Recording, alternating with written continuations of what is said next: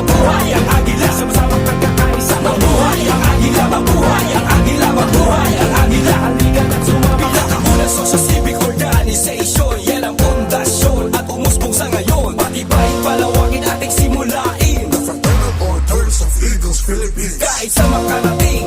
Agila ako, marespeto, matalino, agresibo. Kung sama-sama tayo, mas malakas, mas mabilis. Kapares ng walis, iisang bigkis. Hindi mag-iinis, ano mang iatang mamisyon. Tulad nitong awit na tong naririnig mo sa ngayon. Tuloy-tuloy ng pag-aksyon at pag-organisa para sa bayan at sa Diyos, Deo et Patria.